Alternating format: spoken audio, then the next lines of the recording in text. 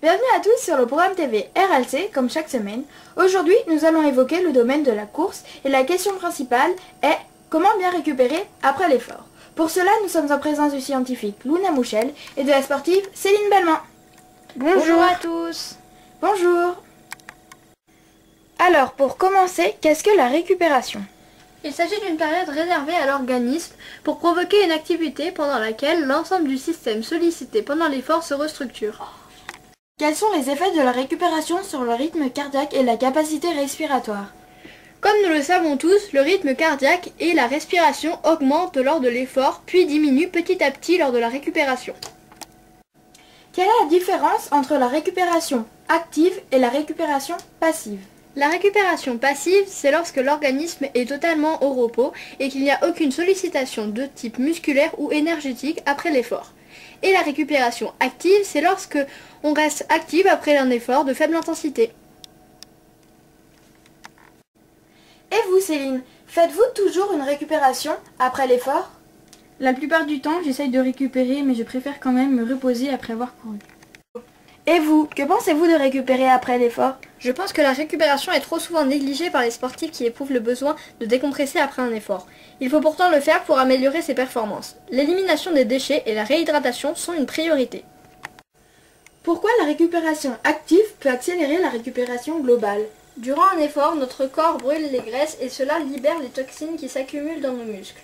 Pour faire partir ces déchets, il est important de faire une récupération active. Car quand on continue à faire un effort, la circulation sanguine est plus rapide et permet d'évacuer les déchets. Que faites-vous pour éviter les courbatures ? Je bois beaucoup et fais quelques étirements.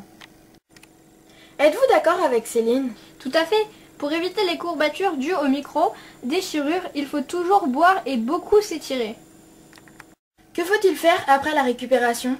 Il faut tout d'abord bien boire, éviter la viande rouge et les graisses, plus saler ses aliments au repas qui suit l'effort et favoriser sucre lent, donc pâtes, fer, les lentilles, viande blanche, le poulet.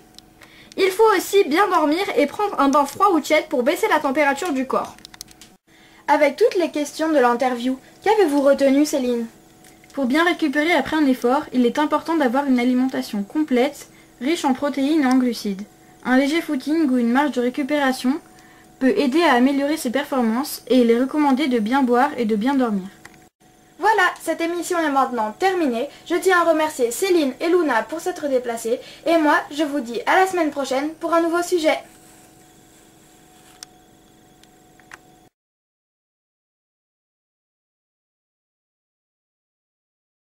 Bienvenue à tous sur le programme TV RLC, comme chaque semaine. Aujourd'hui, nous allons évoquer...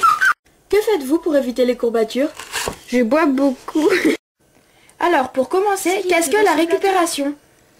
Il s'agit d'une période réservée à l'organisme pour provoquer une activité pendant laquelle l'ensemble des systèmes sollicités pendant l'effort se restructure. Que faites-vous pour éviter les courbatures ? Je bois beaucoup et fais quelques étirements.